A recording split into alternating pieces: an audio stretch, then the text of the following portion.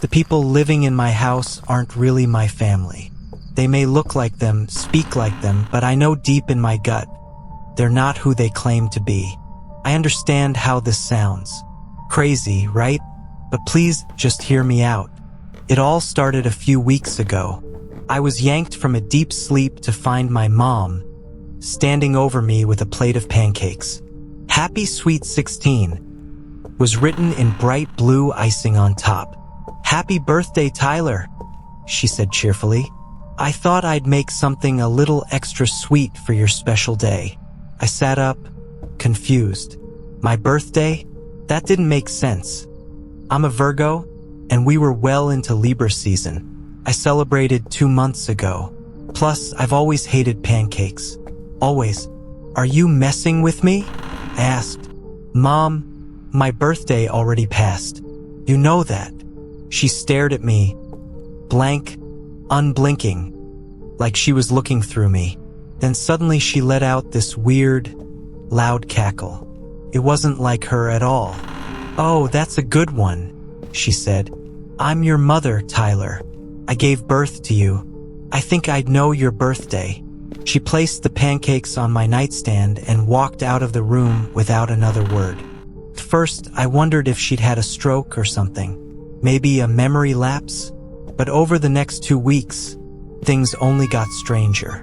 My dad, who's never run a mile in his life, started telling stories about marathons he'd won. Mom suddenly converted the guest room into an art studio, even though she's never painted before. And my sister kept calling our dog Bingo. His name is Max. But the scariest part wasn't the weird behavior. It was their reaction when I pointed it out. Every time I tried to correct them, they'd just stop, stare at me with hollow expressions, then chuckle and pat my head. You're just tired, sweetie, they'd say. You're remembering it wrong. I stopped arguing with them. Something about their eyes made my skin crawl. Then things got physical. I developed a strange, itchy rash on my left foot that wouldn't go away. I found small red pinpricks under both armpits. Sometimes I'd wake up in the middle of the night burning hot, like I had sunburn under my skin. Felt like my bones were on fire. When I looked around my room, everything seemed slightly off. My bookshelf had moved. My shirts had been swapped for different brands and colors. My family was almost completely unrecognizable. I didn't know what to believe. Being skeptical by nature, I started researching. That's when I stumbled on something called Capgras syndrome, a psychological disorder where someone believes their loved ones have been replaced by imposters. It was a weird relief. Maybe I was crazy, but at least there was a label for it. Until I found the cut behind my ear. It wasn't a scratch. It had stitches. Something small and hard was lodged beneath the skin, like a piece of metal. That's when I knew. I wasn't imagining this. I set up cameras all over the house. I had to know what was happening at night. Later that week, I fell into a restless sleep, only to be jolted awake by a loud crash on the roof. I darted to my computer, heart pounding, and started cycling through the footage. In the kitchen, my sister stood stiffly under the fluorescent light, unmoving. Her eyes were glazed, her arms limp. Then I saw something, a dark figure in the corner, dart away. I switched to the hallway camera. My dad was speaking to something off camera. Then it emerged. It wasn't human. It was pale and lanky, with smooth gray skin and 2 long, glowing tentacles instead of arms. Its legs didn't bend properly, so it moved with this awkward, lurching gait. The creature's head was massive, round, and featureless, except for a faint shimmer over the surface. It raised one tentacle to my dad's forehead. He immediately froze, eyes wide and glassy. I clicked into the feed for the master bedroom. There was another one hovering over my mom, doing the exact same thing. I couldn't take it anymore. I jumped up, ready to flee the house entirely.